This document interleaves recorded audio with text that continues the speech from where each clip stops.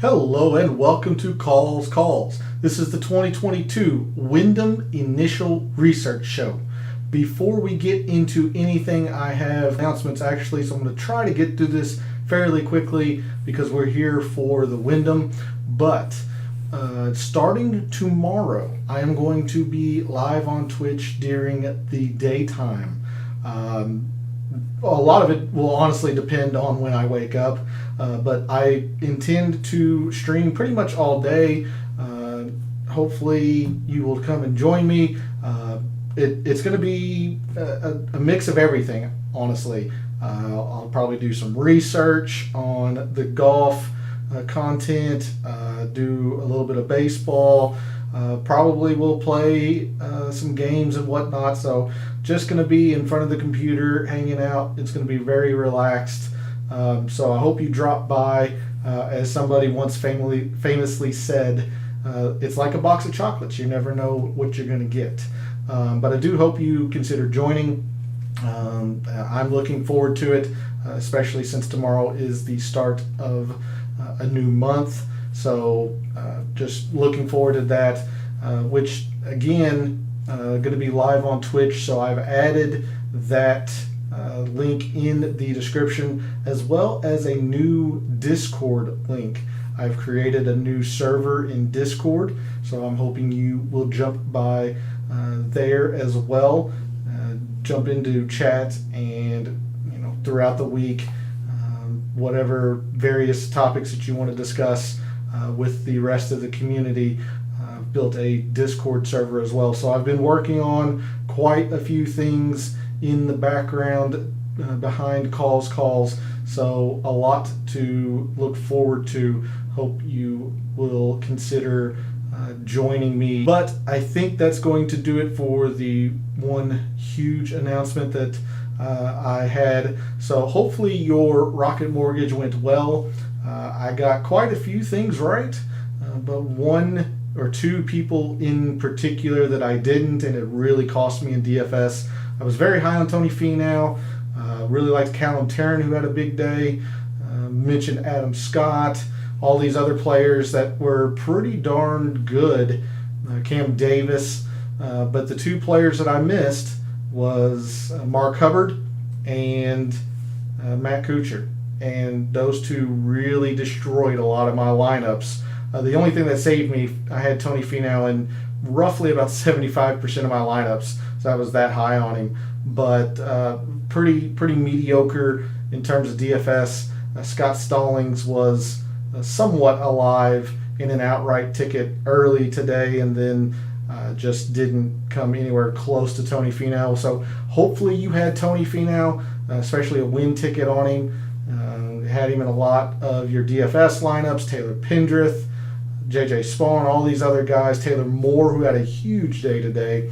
So if you did have that success, please reach out to me on social media, the Discord server, the new Discord server, anywhere that you can get a hold of me. I really want to be able to shout you out on the Initial Research Show each week and brag about your success. But we move to the Wyndham, the last event of the PGA Tour season. Really looking forward to it. This is a tournament that has been long running on the PGA Tour. There are plenty of statistics to look at. In fact, I think I've narrowed down quite a few criteria that I'm going to post tomorrow to Twitter and to Instagram, if I remember, that will revolve around the winners and whatnot. So looking forward to putting that research out there. But let's get through the rest of the intro here. All statistics provided tonight and every night are from fantasynational.com. It is the best tool out there. It's going to make you a much better gambler and a much smarter DFS player. Go check them out. It's well worth your investment. In the description to the videos, there are links to all of my social media: Twitter, Instagram, Twitch, and now the Discord server. This is where I'm going to place my betting cards, particularly on Twitter, and the research that I find will be on Instagram and on Twitter. But throughout the week, if you want to see some of that research live or join and be a part of it, drop by on Twitch. So all of these social media links are in the description. Give me a follow if you want to see the betting cards and the research. And then finally, we are live. Chat is open. I do want to hear about your Rocket Mortgage, how well it went. Hopefully it was better than mine in the end. What are you looking for at the Wyndham? What kind of storylines do you think are going to play? Do you think anyone is going to jump into the playoffs, or fall out of the playoffs? How much of the field do you know, and what are you looking forward to? So let's get into it. Let's do our initial research for the 2022 Wyndham. And we start, as always, with the tournament fact sheet. And let me get everything situated. I believe that camera is focused. Before I get too far into it, I do know there are a couple of field changes. Brandt Snedeker and Francesco Molinari have dropped out. They have been replaced by Wesley Bryan and Ju Hyung Kim, as well as a couple of sponsor exemptions. Ben Griffin and Ricky Barnes are in. So wanted to make sure I put that out at the very beginning of the show. And I have my little note here in case Snedeker and Molinari pop on any of the filters we want to look at tonight. But as far as the Wyndham Championship, it is at Sedgefield Country Club. It has been at Sedgefield for as long as I can remember. The biggest thing, again, back-to-back weeks. We talked about it last week at the Detroit Golf Club. We are on another Don Ross design here at Sedgefield. It is a par 70 that measures right about 7,150 yards or so. It's actually been lengthened a little bit. I do remember this played closer to 7,100 or even a little less than that at times. So it has been lengthened a little bit, but still a short course. Good evening. Enjoying the course rundown. Appreciate it. Hey, Mightiest, I appreciate you subscribing to the channel. You're fairly new. Again, I appreciate it. Hopefully your Rocket Mortgage went well. Mine was fairly middling. It was saved by the fact that I had Tony Finau in, not an exaggeration, probably about 75% of my lineups. But my DFS got destroyed because I was very high on Mark Hubbard, and I took a shot on Matt Kuchar. So they were in a lot of my lineups, and they destroyed the lineups they were in. But hopefully your Rocket Mortgage went well, and thanks for jumping in chat. Always welcome to bounce ideas, see what you're thinking, or simply just to make fun of me when I screw up, because that happens. But we come back here to Sedgefield. Rocket hit top finish on Young. Nice. DFS did well with a few teams over 650. That's excellent. That is well done. That is well done. Hopefully I contributed a small amount in that. But even if not, that's a great weekend. So well done. But speaking of Sedgefield, again, short course, we're going to be looking at short metrics. It is always played under 7,200 yards. So we're definitely going to be using that filter throughout the week. The greens are exactly tour average in terms of size. Maybe just a tad bit less. I think the average green size is just under 6,100 square feet. But I round down because round numbers are very, very easy. So right at tour average, basically. A little bit of fairway, quite a bit of rough, but not penal in terms of length or difficulty, and we'll talk about that here in a bit. There are 6 holes with water in play, and we are back on Bermuda Greens. So this first time we've been back on Bermuda Greens probably since early May. We have been in the kind of bent grass portion of the PGA Tour schedule for a long time now. So we moved back south on Bermuda. The whole course is Bermuda throughout. Fairways rough. And as I mentioned, the rough is not nearly as long as we have seen the past about month or so on the PGA Tour, and definitely not as penal. And due to that, you will see the scoring is a lot easier. Not necessarily as easy as the Rocket Mortgage, but it is easy. So that's a look at Sedgefield from a GCSAA tournament fact sheet. Again, the biggest things is back-to-back weeks now we are on Don Ross designs. Short course, average green size, and we are on fast Bermuda Greens. We will see that in the historical conditions, but they are fast Bermuda. So that is a look at Sedgefield from GCSAA. We move now to Fantasy National. And I want to cover a few of the players here that are here in the field this week, at least to start off with. And this tournament generally does not draw a prime time field due to the fact that it is the week before the playoffs. So a lot of guys will have used either the Rocket Mortgage, the 3M, these courses, or even the Open Championship, these tournaments as their final tune-up for the playoffs, unless players are battling for the 120 top 125, or maybe trying to position themselves better for the top 70 in the BMW. But there are quite a few bigger names here this year, starting with Shane Lowry. You've also got Will Zalatoris in the field this week, Corey Connors, Denny McCarthy, who's been fighting. He's well inside the top 70, I believe, but you have Sung Jae as well. Some of these bigger name players are here this week. It's kind of shocked me, to be honest with you, especially somebody like Will Zalatoris, somebody like Shane Lowry. Lowry usually doesn't play until maybe the Northern Trust, but or now the St. Jude, but definitely the BMW. But you have Zalatoris, Harold Varner here, Joo Hyung Kim making waves on the PGA Tour now. So quite a few of the bigger names here this week.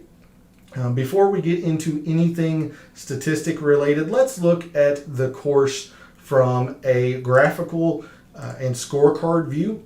So the first thing I like to do looking at a course is to look for the 9th and 10th most difficult holes. So the 9th, 200s, 10th is 400, so we got to go the other way. 8th is still under par. 7th is right at par. So it plays scorecard-wise a bit on the easy side, but just like the Rocket Mortgage this past week, I believe the 7th hole was where par ended up at Detroit Golf Club. The hardest hole on the course here at Sedgefield is 2/10. That's, it's not easy by any means, but you compare that to the easiest hole, which is a full 0.6 of a shot under par. Look at the eagle rate here, 6.5%. That's massive. You have another hole that's a half of a shot under par, so it plays much more easier than the scorecard would indicate. Data on how fast the stimp has been in the past. The precise stimp, no. We can look at the GCSAA tournament fact sheets from previous years, but I think, honestly, the best gauge is just the historic conditions here, where it's been labeled as fast. Now, I don't know how Fantasy National labels a green fast versus lightning versus average.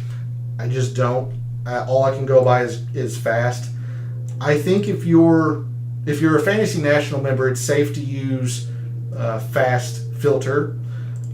But if you're looking for specific stimps, all I would be able to give you is what is listed on the GCSAA tournament fact sheets.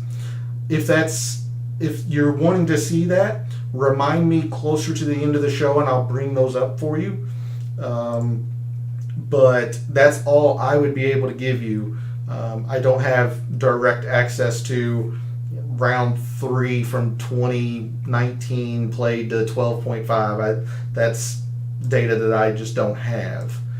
But if that'll work for you, remind me at the end of the show or towards the end of the show, and I'll make sure to bring that up if that is what you're wanting to see.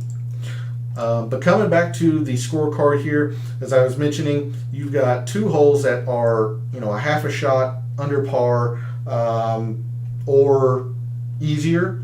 You've got a couple that are about a quarter of a shot under par. So this course is easy. You've got one extreme eagle chance, the short par 5 5th, and a very good eagle chance, the par 5 17th. That's about middling in length, but not necessarily one that is a 3-shot or anything like that. So we move to the strokes gained by shot type. There are 2 seemingly strong statistics, but I'm going to tell you there are 3, and it might not show graphically. Here for the top 10s, it's about an even distribution that you would see on a normal course. Approach, putting, off the tee, outweighing the around the green. It's a slight ball striking course.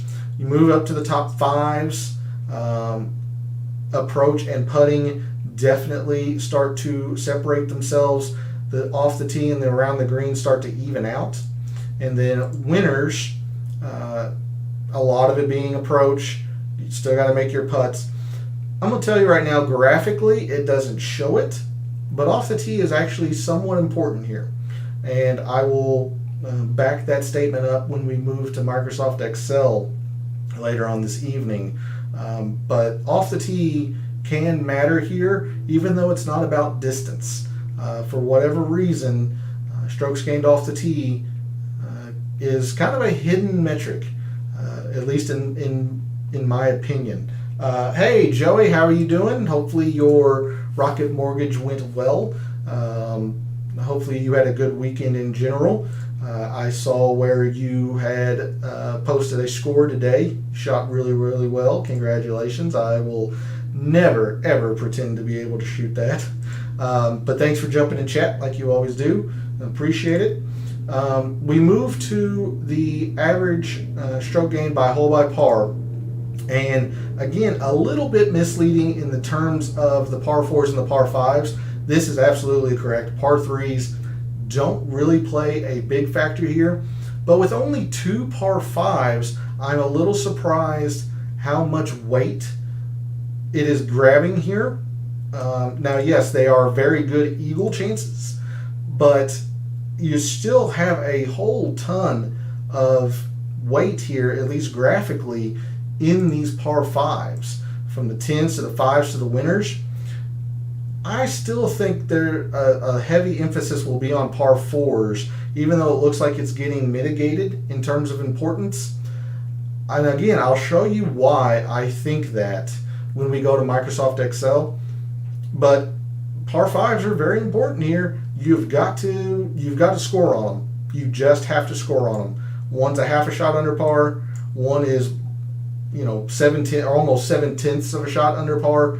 You've got to score on these par 5s if you're going to succeed at Sedgefield. So there's a look at the strokes gained by hole by par.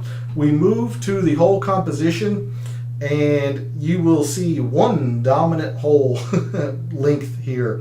But for the 4 par 3s, there are 1 in each of the lengths. So not a whole lot to maybe dissect here. If we do anything with par 3s, it'll be just par 3s total. You have one extremely long one, longer, middling, and then short par 3. You have one very short par 4, one very long par 4, or long par 4, and then 8 from 400 to 450. So I'm pretty sure we're going to be scrutinizing this metric quite a bit this week. When you have 8 of your 12 par 4s, 75% of your par 4s fall into this range, this is absolutely something you're going to want to scrutinize.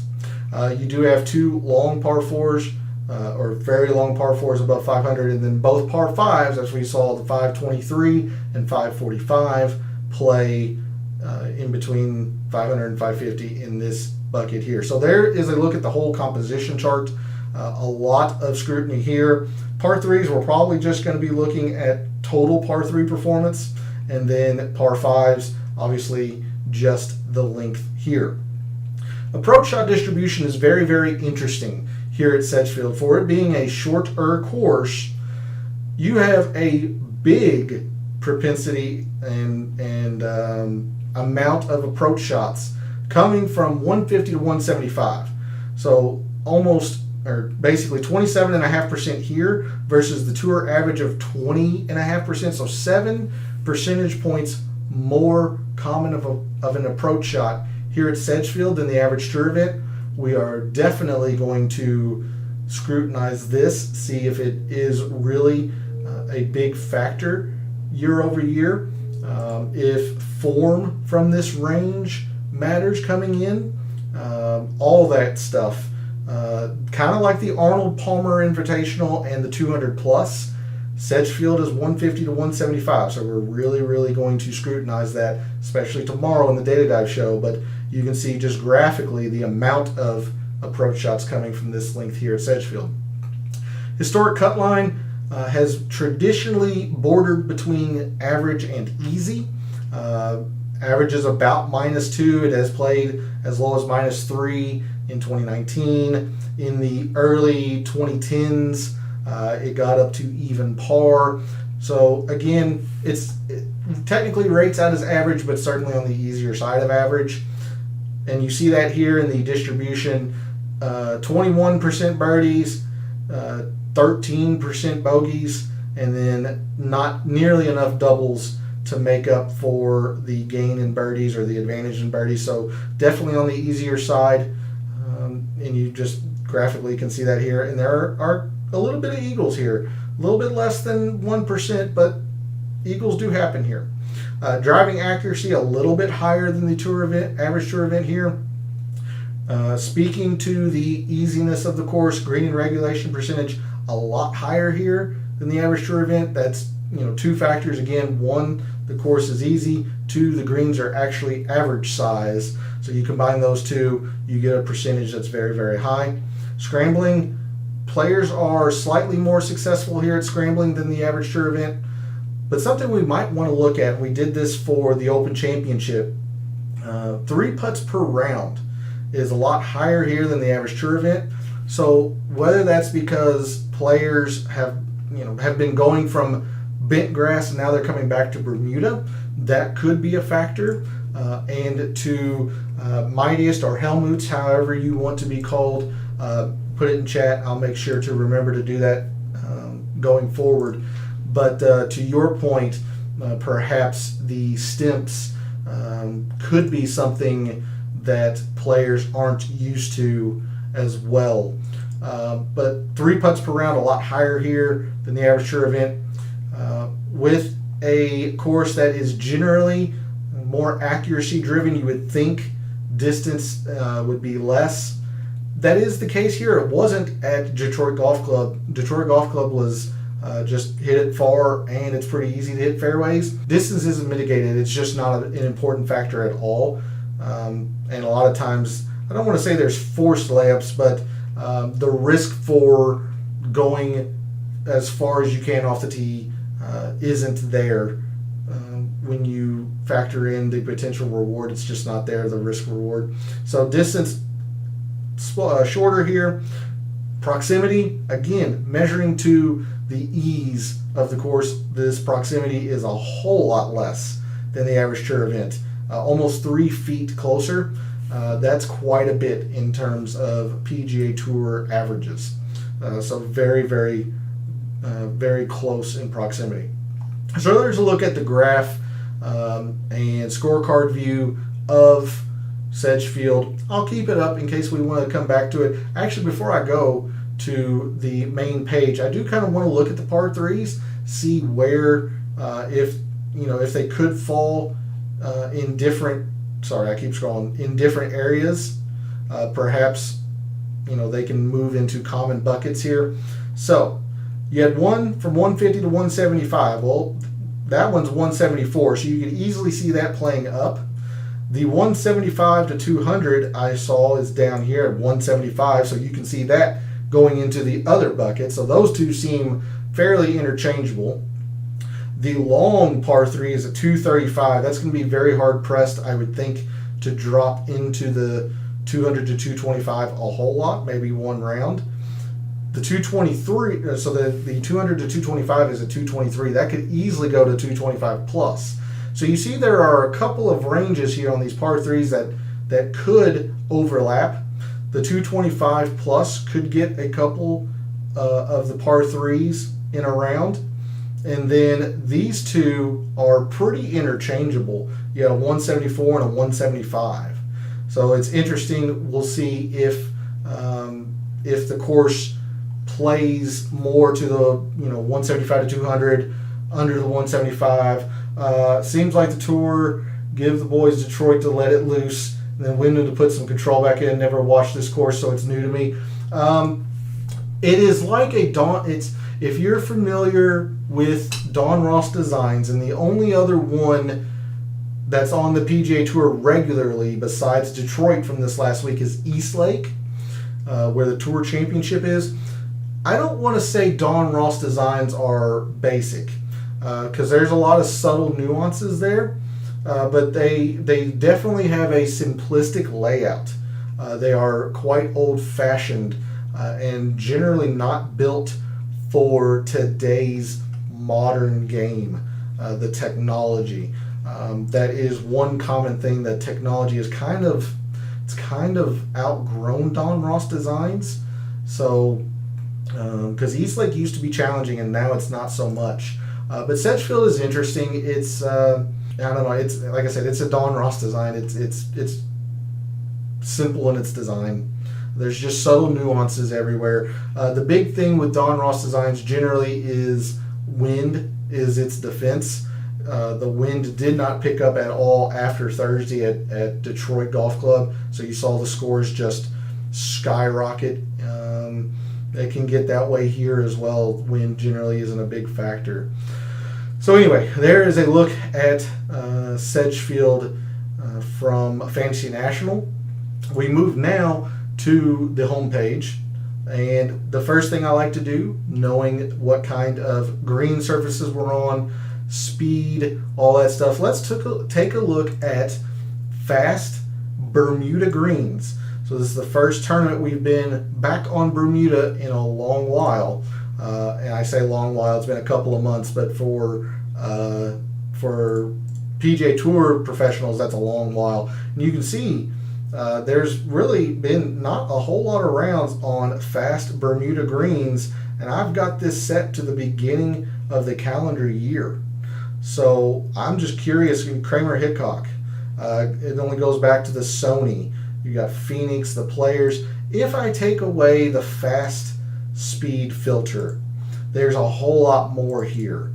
A whole lot more. Goodness gracious. So the API was, the API was Lightning. Honda, I think, was probably Lightning. Yeah. Okay. So now I'm having a little bit of, I don't want to say doubt. Now I'm curious as what you all think, because there's not a whole lot of rounds just labeled as fast.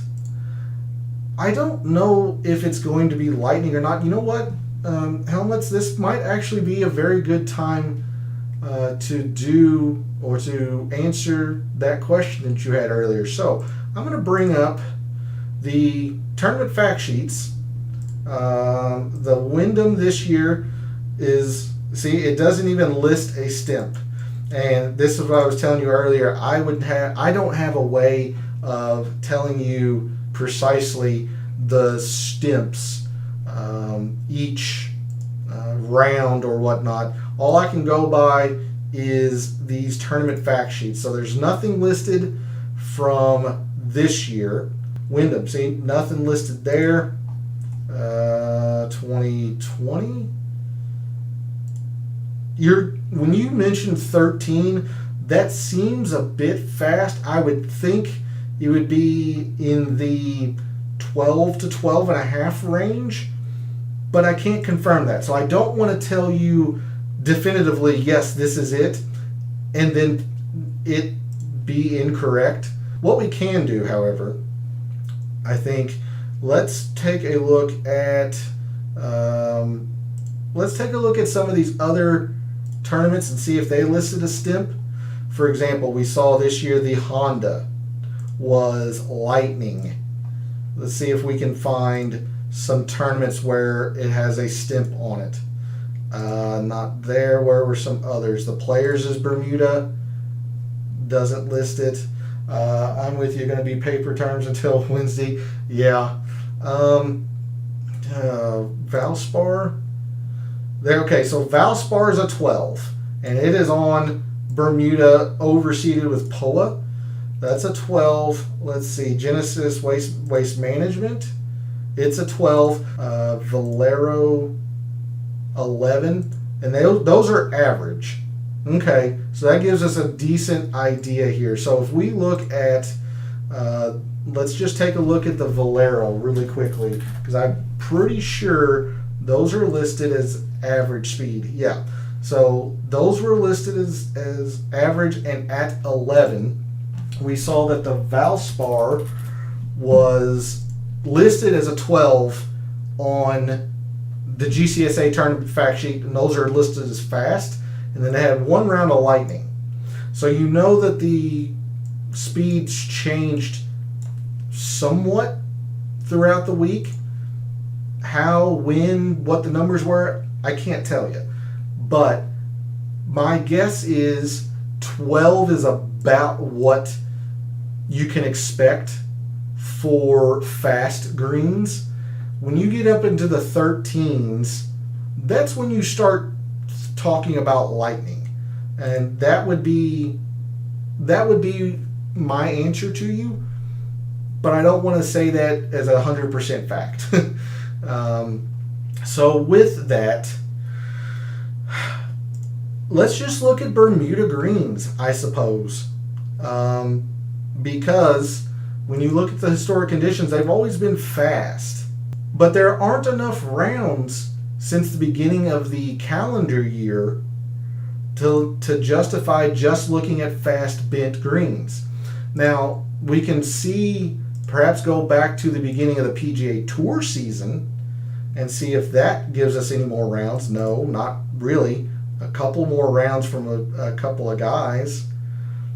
So it's one of two things. We either take off the fast filter and just look at Bermuda performance, or we threaten going back so far in terms of timeline that guys kind of change. Some guys just become better putters, some lose putting. I'm going to default to just looking at Bermuda and staying closer in terms of timeline. You can argue the other one. Certainly there's a reason to do that, or a logical reason to do that. This is my preference, is to look at shorter timeline and not necessarily look at the fast speed filter. So since the start of this calendar year, your top performers on Bermuda grass greens, those players are Terrell Hatton, Brian Gay, Kevin Kisner, Martin Traynor, Brendan Todd, Denny McCarthy, Doc Redman, Billy Horschel, Shane Lowry, and Chesson Hadley. So it makes a lot of sense. I mean, Denny McCarthy, Brendan Todd, Terrell Hatton is quite a putter on Bermuda. Paula too, to be fair. These guys, Kevin Kisner, Billy Horschel. Anytime you hear Bermuda Greens, your first thought should be Billy Horschel. He loves Bermuda. He grew up in the South. It's what he's normally played on. He loves Bermuda Greens. So if you want to take a look at fast Bermuda, I don't think there's enough rounds here to make it statistically significant. But since the start of the calendar year, your best performers on fast Bermuda Greens are Scott Stallings, Davis Riley, Kevin Kisner, Brian Gay, Grayson Siggs, Satoshi Kodaira, Johnny Vegas, Harris English, Russell Henley, Chesson Hadley, Terrell Hatton, and Vincent Whaley. Wish they kept the microphone on Terrell all day. Yeah, you get some A+ sound bites from him. That's for sure. Generally speaking, he's He'll let you know when he doesn't like a course setup, a hole. He's very, very, very entertaining listen. That's for sure. So a lot of these guys are still in the top 10 when you factor in or just use the fast filter, like Kevin Kisner, Brian Gay, Russell Henley, Chesson Hadley, Hatton. All of these guys were in the top 10 for just pure Bermuda performance. Johnny Vegas rising into the top 10 on fast Bermuda is mind-boggling because he is not a good putter. But you see it here. He had 2 very good rounds, one extremely good putting round at the Valspar. Is that sustainable? Probably not, because historically, Johnny Vegas really bad at putting. So this is why I am such a proponent or someone who is very cautious on putting. It's just a fickle statistic. It's here one week, gone the next. Now, somebody like Denny McCarthy and Brendan Todd, Adam Hadwin, these guys have, continuously over their careers proven that they're good putters. But for the majority of PGA Tour pros, it's here one week and gone the next. So that's why I much prefer strokes gained approach as opposed to putting. But anyway, there is a look at the putting for this week at Sedgefield. Let's look at short course metrics. And I do believe there have been enough short rounds this calendar year that we can take a look. Oh yeah, plenty. You've got upwards of teens for most guys. That'll be enough, at least to get a review or an overview type thing. So your best performers since the start of the calendar year on short courses, those are defined as less than 7,200 yards per Fantasy National. Those players are JT Poston, Keith Mitchell, Brian Harmon, Shane Lowry, Sepp Straka, Russell Henley, Matthew Neesmith, Nick Taylor, Denny McCarthy, and Harold Varner III. So you have one player so far that has popped on both the putting and the short course. It's Russell Henley. He's coming off a fantastic Rocket Mortgage as well. So somebody to keep an eye on here might be Russell Henley early on this week in your research. Let's see. One other thing we can do. I don't like using Don Ross only because there are 3 courses that comprise Don Ross statistics. And they don't have, or Fantasy National does not have the Rocket Mortgage in there, obviously, since it concluded 4 hours ago. So to get enough data for Don Ross designs, you're going to have to go back, to 2017 essentially. And because it only comprises, these 3 courses, Detroit, East Lake, and Sedgefield. Now there was a tournament, Plainfield, that was the site of the 2015 Barclays, I believe, which used to be a part of the FedEx Cup playoffs. Is no longer anymore. But going back this far, I just don't like doing it. But if you want to see who the top players are on Don Ross designs, those players are Rory Sabatini, Kevin Kisner, Webb Simpson, Roger Sloan, Ryan Armour, Adam Scott, Sepp Straka, Tyrrell Hatton, Denny McCarthy, Billy Horschel, and Shane Lowry. Now, what I will say is that this is a little bit more interesting than I wanted to, or I thought was going to give credit to. And we'll see that when we go to the tournament history. But you see names up here like Webb Simpson, Kevin Kisner, who is your defending champion. He did not play well this past week at the Rocket Mortgage, but everything said that he should have played well. He just had a bad week. Adam Scott had a very good Rocket Mortgage. These guys tend to play these types of courses well.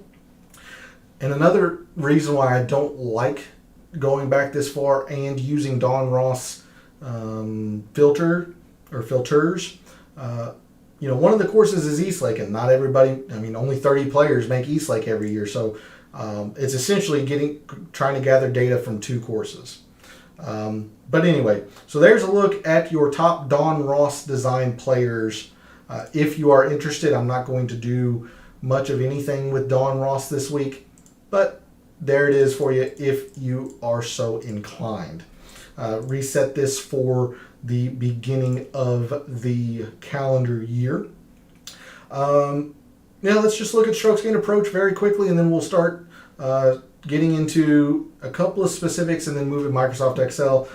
So your top strokes gained approach players in the past 36 rounds. Those players are Will Zalatoris, Russell Henley, Shane Lowry, Aaron Wise, Harold Varner III, Mark Hubbard, Luke Donald, Lee Hodges, Corey Connors, and Chris Goddard. So, Mark Hubbard really disappointed me this week. I was pretty high on him. Lee Hodges played extremely well for 2 days, and then had a very poor Saturday that took him out of the running. Simpson and Russell Henley would be so chalky. Simpson for obvious reasons, and we'll get to that here in a second. Russell Henley maybe not. I don't do anything with DFS until Tuesday when I start preparing for the DFS Tactics show. Now, Monday or tomorrow, the contest will come out and all that. I still only use this page, this Wyndham Field page in Fantasy National. And the reason for that is I don't like having the prices in front of me and having that skew what I'm seeing in data. And that's why I spend all of Tuesday doing that when I have the prices in front of me. But when I'm doing something as an intense data dive, I don't like to be skewed by salary. Now, if you want to casually mention a player, sure, I don't mind. But I don't use the Wyndham DraftKings page until Tuesday and Wednesday. But I suspect you're correct on Webb Simpson. Russell Henley, maybe. Although I think there might be a couple others before him. So that's where I actually have my player pool ready Saturdays and wait for salary. Go with 20-man pools. Yeah, I mean it's just it's a different way to approach it. So with me, like I said, with me being such a statistical analyst, that's what I used to do by trade. I just know how I am when I see something, say like Will Zalatoris, first in strokes gained approach, and I'll just make math easy. Let's say he's 10,000, and then Russell Henley is 9,000, and he's second. I'm going to gravitate much more to Russell Henley, and therefore I'm either going to skew my focus more favorably in Russell Henley, even though it's only one spot apart. It can seep into other aspects of my investigation. It can either do positive for Henley, it could do negative for Zalatoris. It can go both ways. That's why I just like to have everything be as neutral as possible when I'm digging into the data. And then Tuesdays I really go ham, as the kids say, with the pricing and all that. Let's see. So there's the strokes gained approach. I think I'm going to save off the tee for tomorrow, the data dive. I do want to take a look at a couple of things. So let's take a look at this proximity. We saw that a huge amount of approach shots here at Sedgefield come from 150 to 175. And we'll find out tomorrow how statistically significant that is year over year. In fact, let me do this here. We'll come to this tab here in a second, but let's just bring up last year's leaderboard just for a quick look, and by no means is this the be-all, end-all. I just want to kind of take a look. See, your winner last year was negative in that range. Granted, it wasn't by a lot, but he was negative in that range. Let's see. Let's look at the top, what's this, 23? I think you all can see all of those highlights. Yeah. So the top 23, just convenient for ties. If we look at the 150 to 175, you got 4, 6, 8 players that are negative in that range, but really only one that was drastically negative. All these others are pretty darn reasonable. Let's see, you've got 2, 4, 6 in the 100 to 125, but some of these numbers are just as much as the 150 to 175. But you see here, total procs looks like it could be something here with that high amount of green. So if we sort on total procs, yeah, so your 3 runner-ups were all second, or first, second, and third, in total procs. You got a top 10, middling, two top 25. So this is pretty strong here in terms of the total procs. Like you have Hideki and Taylor Gooch, who missed the cut, that were very good in the statistic, but then you've got a pretty good amount of performance here. Whereas if you look at the 150 to 175, Clunker from Andrew Landry occasionally was a top 25, top 15, another top 25. Martin Laird was pretty high in 150 to 175, missed the cut, but you do have a lot of success right underneath him. I don't know. Interesting. Very interesting. And I only brought this up just to get a quick look. If something was all red or whatever, maybe we throw it out or pay less attention to it. But your top your top proximity players from 150 to 175 in the past 36 rounds. Make sure I don't have any filters. I do not. Those players are Will Zalatoris, Justin Rose, John Huh, Vaughn Taylor, Lee Hodges, Sam Ryder, Kevin Streelman, Adam Scott, Russell Henley, and Chris Stroud. So Russell Henley has popped quite a bit. Adam Scott starting to pop on a few things. Lee Hodges has popped quite a bit. Okay. Some players maybe to focus on in the beginnings of your research. The last thing I want to kind of take a look, let's take a look at that par 4, 400 to 450. I believe is what the range was. Yeah, 400 450. Sorry, I had to cheat because I forgot. 400 to 450. So your total par 4 leader, or your winner, was 6.2 in total, 5.4 in that range, and so all of his strokes gained par 4 came in that range. So that statistically lines up. If we look at, that's what I meant. So the par 4s, pretty darn important. Like, look here, 8.4 and 9.2. You saw Kisner's 5.4 and 6.2. There aren't a lot of massive differences here. Like Adam Scott was very good in the shorter range. Simpson good in the shorter range. Kind of a even split here. So if anything, it's the shorter par 4s that are going to matter seemingly. Now sure, a couple of guys might have taken advantage of the longer ones. Kevin Streelman, Nick Taylor, but these numbers aren't that high except for Villegas. He looks to be a complete outlier, 6.8 versus 2.8. So you take out the outlier, 2.8 the highest here, 3.9, 8.4, and then 3.9 would fall right into here, so it's still down a little bit at 5.1. So it does look like the shorter par 4s are the bigger factor, but a lot of it does seem to be the 400 to 450. And that's just one cursory look at last year. In the data dive, we will absolutely go back a few years. As you can see, I researched all the way back to 2012, but we'll definitely scrutinize it going back a few years to see if that is the case. But last year, it definitely seems like it was. So your top performers on par 4s, measuring 400 to 450 yards in the past 36 rounds. Those players are Adams Vinson, JT Poston, Terrell Hatton, Brendan Todd, Will Zalatoris, Andrew Putnam, Sung Jae, Ryan Armour, Anirban Lahiri, and Corey Connors.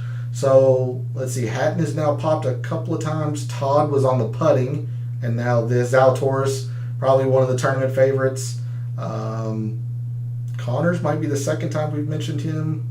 McCarthy obviously putting, and now this range of par 4. So very interesting. Before we move to Microsoft Excel, let's just take a look at this tournament history. And what this is listing all the players in the field this week and their historical performance at Sedgefield. So you see here, the reason why I think Webb Simpson is going to be very, very chalky, along what you were thinking, Helmets, is he has had no finish worse than a tied for 7th. He is in 5 years, in the past 5 years, all 5 finishes inside the top 10. He has averaged a 3rd place finish. That seems pretty good. Doesn't seem too bad. So you are spot on, at least in my opinion, that he's going to be very, very chalky no matter where he is in the price. But some of these other players that have played Sedgefield very well, Billy Horschel, again, I mentioned when we were starting to look at the putting, anytime you hear Bermuda, you got to think Billy Horschel. He does have 1 clunker of a made cut, but 3 very solid other performances. Denny McCarthy, very good. Rory Sabatini's 4 for 5 with a missed cut. Ryan Armour, 4 for 5 with a missed cut. Kisner, defending champion, he's got a tie for 3rd, a win, and then further back, a middling finish. Sungjae's played this event very well in his 3 years here. Siwoo missed the cut his first year and then 3 straight top 5s. Imagine he'll probably be pretty chalky, especially coming off a very good Rocket Mortgage week. Let's see, Harris English 4 for 4. Harold Varner 5 for 5 and making the cut at least. Wierenski 4 for 4, not terrible. CT Pan 4 for 4. This seems like a CT Pan type course. So there's a look at the guys that have played this event very, very well over the past 5 years. Let's look at the other end of the spectrum. Guys, for whatever reason, just don't play this event well. Surprisingly, with a course that is stroke gained approach, Luke Donald has not played this event very well. 0 for 4. Martin Trainer 0 for 3. Robert Streb 1 for 5. Shank 1 for 4. Surprisingly, Aaron Badley, he's got a top 25 in there, but he's 2 for 4 with a clunker and 2 missed cuts. Bo Van Pelt, Charlie Hoffman trying to make a late surge for the FedEx Cup playoffs. 0 for 2 here. Chris Stroud, technically 0 for 2, but 2 withdrawals. Brandon Hagee 0 for 3. So there's a look at the guys who do not play Sedgefield very well. I break these numbers out, and we're actually going to go to that here in just a short little bit. But there's a look at the guys, just strokes gained total, that play this event very well. So I think that's going to do it for the Fantasy National portion of the show. I've been rambling for a little while. I'm hoping to keep this under an hour, but I also know that I had a pretty long intro. So let me bring up a couple of things here for you on Fantasy National. They either don't play well or seriously buckle. That could be another factor. You're absolutely right with this having, at least as long as I can remember, being the last event on the regular season PGA Tour. That could very well be a factor as well. That is something that if you are able to quantify that, Helmets, you're going to be a very, very rich man, because I believe most statistics-oriented people have tried to quantify things that aren't quantifiable, really. Pressure, morale, things like that. Just it's really hard to do. But if you're able to do it, let me talk to you. I'll be your agent. We can, I just want like 10%. That's all I'll ask.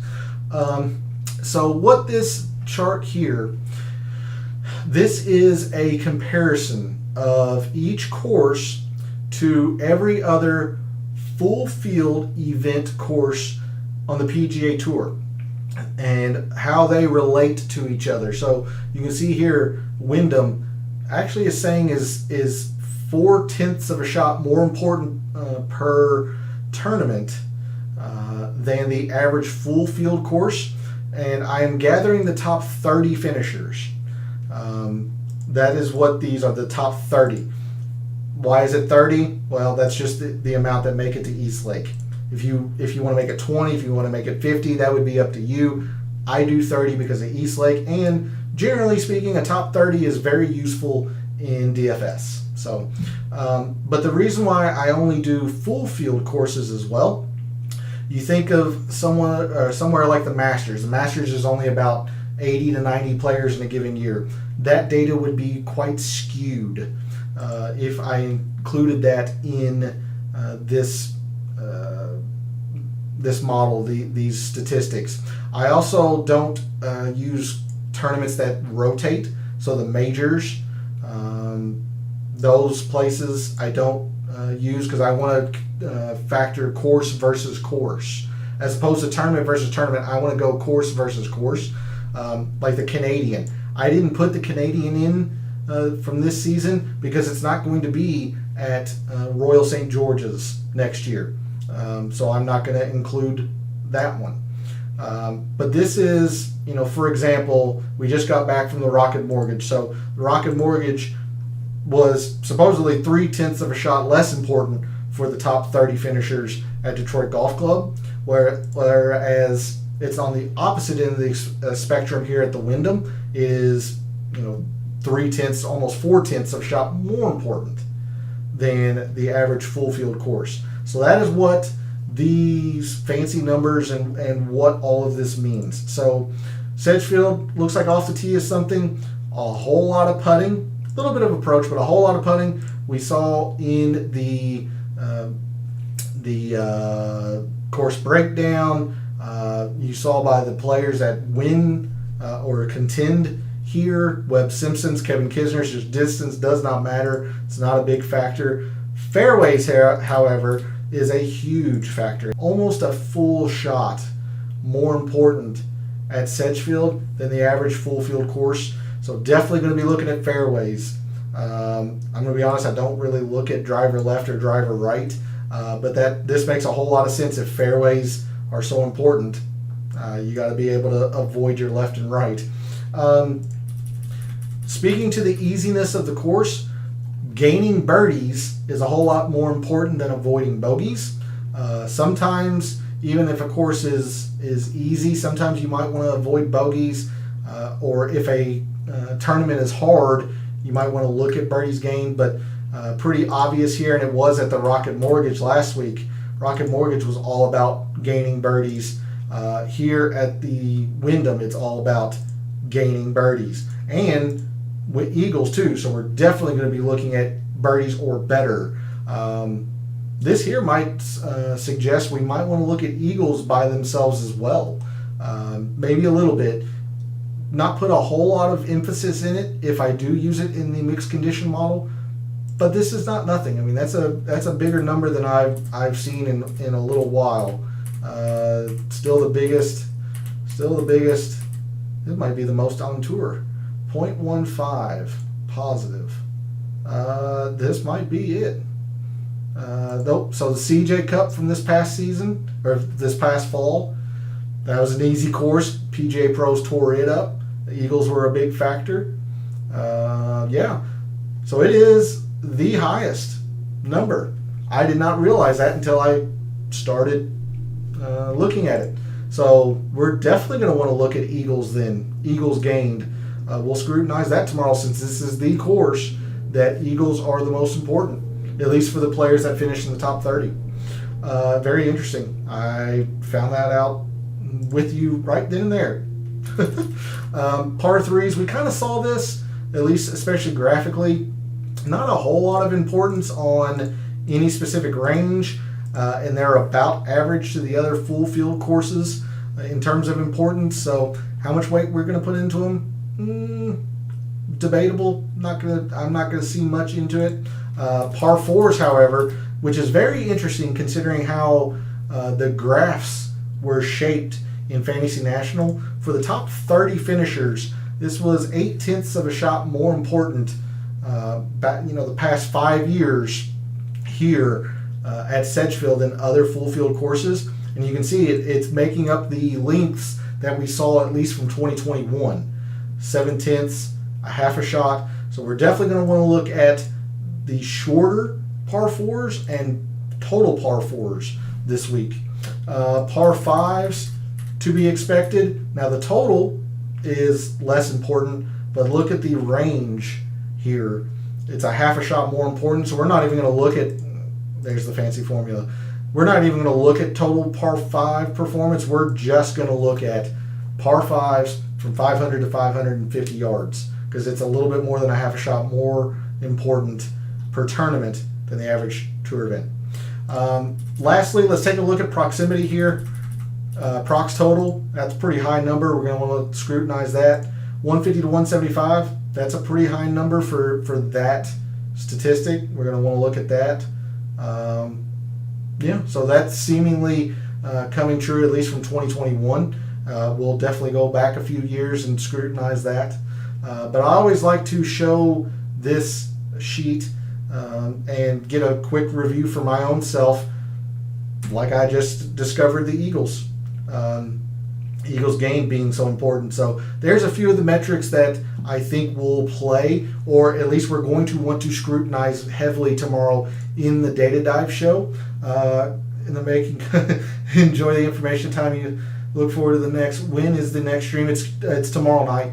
I am live Sunday, Monday, and Wednesday at 9 Eastern. But I also mentioned in the intro that I'm going to start being live on Twitch early in the days, or during the daytime as well. Now, having said that, it's not going to be all golf content. It might be some golf content, might be some baseball content, might be just playing some games. It's kind of like Forrest said, life's like a box of chocolates. You never know what you're going to get. But hopefully you think about joining me on Twitch as well. But if you're looking specifically for the golf content, Sunday, Monday, and Wednesday evenings at 9 Eastern. So there is a look at the Sedgefield course from a statistical analyst, a top 30 type view. What I'm going to do now, lastly, is show you the performance of the players here historically at Sedgefield, specifically at Sedgefield. So that tab in Fantasy National that listed the strokes gained total. This is essentially that tab broken out by its various statistics that are able to be gathered in Fantasy National. So for example, Adam Scott, he has played this event one time. He finished second or tied for second. He gained 1.1 strokes gained off the tee that year, 6.9 in approach, etc., etc. Whereas Webb Simpson, he's played it 5 times. He's got an average finish of a third. In those 5 events, he has gained an average of 2.9 off the tee, 5.2 in approach, 3.8 in putting. I go back 5 years. And the reason why I don't go back any further is that players change. And the best example I can give of this is Bryson. Bryson was not the long, all-distance, all-the-time hitter or player that he was in 2017 now that he is now. So I don't want to go too far back because players change. Players develop skills. Or older guys, older guys that might be longer hitters. They can, they change their game. They're more putting more around the green. Stuart Sink. Stuart Sink's another great example. He gained distance when he got older. That is something that, you don't expect. And it's always good to not go so far back that you don't want to go so far back that you're gathering so much data it becomes mute, essentially. You do want to have a little bit of a focus in amount of data. So that's why I only go back 5 years. But anyway, so here is the performance of the players in the field this week, historically at Sedgefield. So Webb Simpson, we talked about. Sung Jae, 3 for 3 with an average finish of a 13th. He's doing all of his in off the tee and approach. You got Kevin Kisner, 3 for 3, average of a top 15. He's doing his in the big 3 here at Sedgefield. Tee, approach, and putting. Let's see. I'm going to filter out the guys that have only played this 1 year. You can't ignore it, but guys that have played it year over year at least present more of a pattern. So you've got Kisner. Here's Billy Horschel, who's played this event well as well. He's actually a little bit positive in distance as well. Denny McCarthy doing all of his in putting, to be expected. Rafa's 2 for 2. Roger Sloan 3 for 3. Hubbard 3 for 3. There's Henley 3 for 4. Average finish of a top 30. Well, a lot of it being around the green, that kind of scares me in the sense that around the green is usually not important here.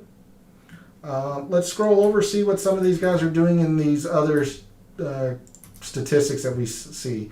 Fairways gained. You have a negative, slight negative from Rafa, but otherwise, there's quite a propensity of green here. Makes a whole lot of sense. I always like to compare birdies and bogeys. So it looks like the majority of the time the birdies are higher. You have a little bit of an exception here, like Mark Hubbard, Shane Lowry. I heard this course was Varner III's home course. It very well might be. I know Harold Varner's from North Carolina. I know he played at East Carolina. It very well could be. That is one part of professional golf that I am not so read up on, is that, this guy's home course or to that effect. But it makes a whole lot of sense. Harold Varner is from North Carolina, and this is in Greensboro. Would make a whole lot of sense.